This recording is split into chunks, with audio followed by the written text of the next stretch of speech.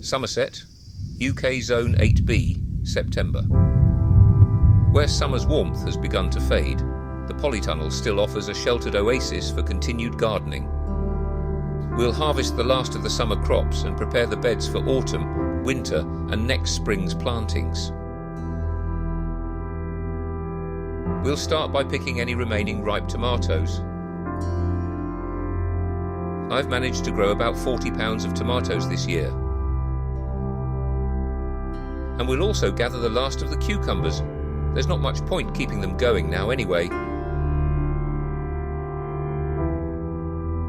These peppers didn't do great this year, but will be perfect for adding a touch of spice to our autumn dishes. And I'll leave them in for a bit longer though.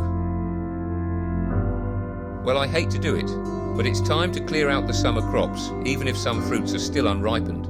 I'll start by untying and removing all these long stalks. I'll have to cut away some of the foliage to make it easier.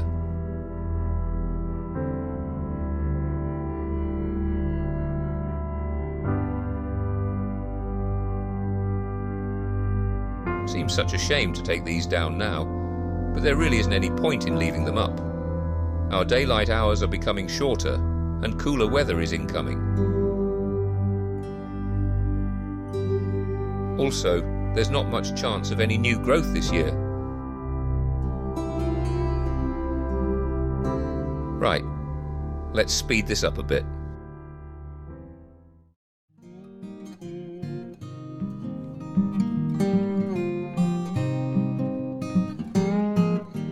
Now that's all down, we'd better have a tidy up.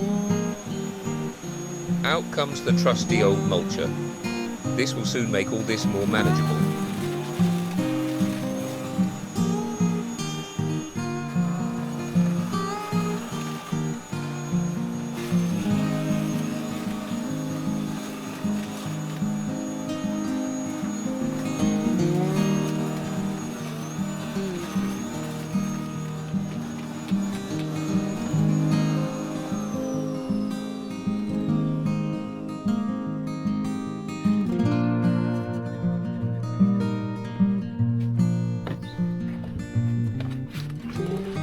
All this green stuff will make a nice addition to the compost heap.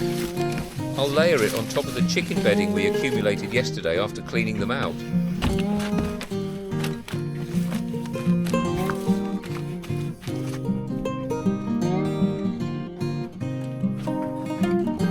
All this smaller stuff, I'll rake into a pile and attempt to pick it out by hand.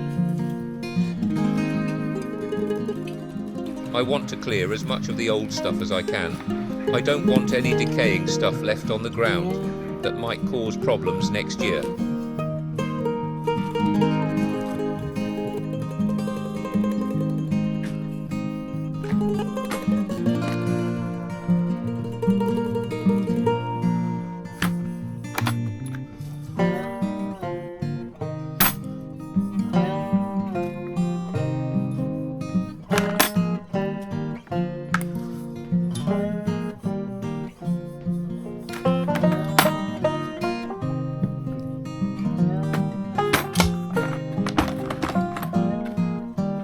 I got these grow bags from the supermarket, reduced to £2 a bag each.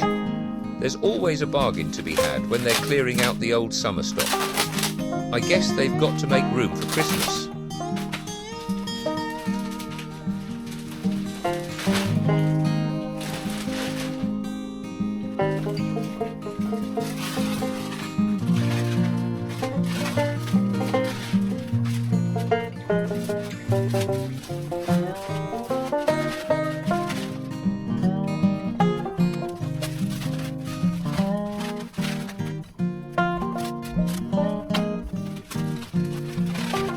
I'll empty them out and rake it over. This will give us a good 2 inches of mulch to mix into the ground and then plant into.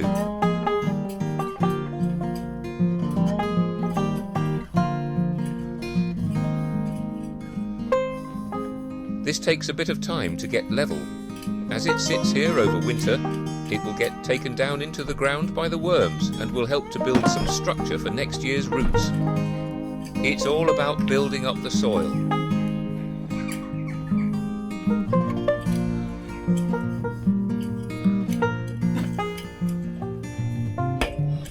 There, that's one side finished.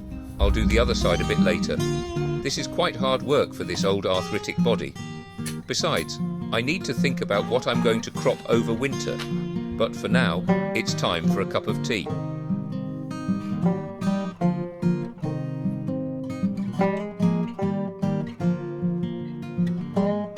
Right, with that done, I'll quickly finish this side.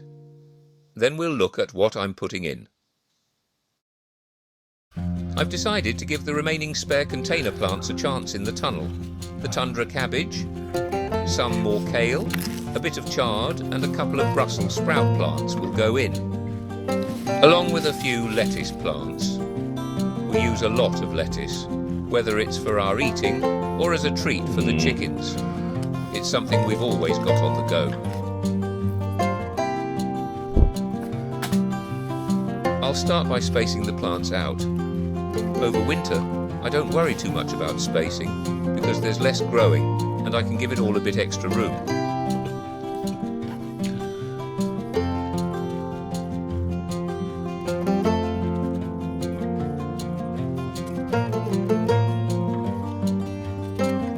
With all the brassicas in, it's time to give them a good soaking.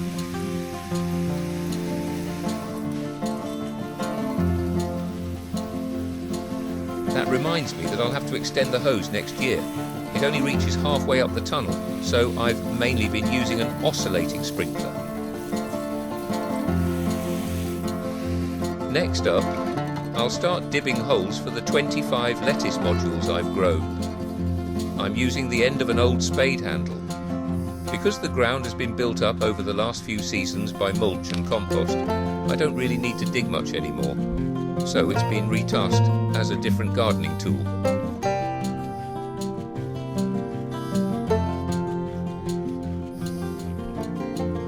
Let's quickly get these salad leaves in.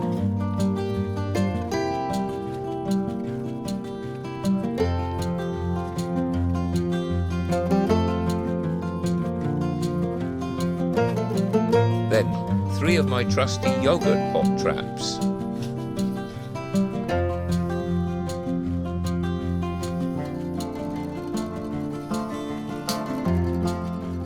Good soaking in.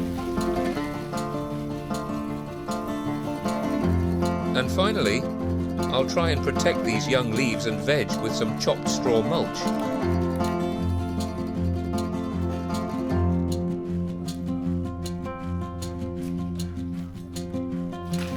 And there it is, both sides of the tunnel ready for winter, with one already growing some salads and veg.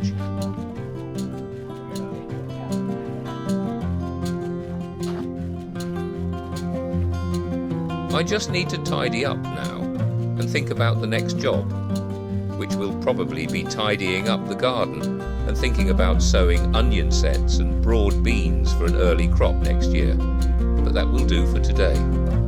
So, if you found this video interesting, please give a thumbs up and maybe leave a comment about what you might be growing over winter. And if you aren't subscribed, please do, so you get notified when I'm next in the garden. Thanks for stopping by, and I'll hopefully see you in the next one.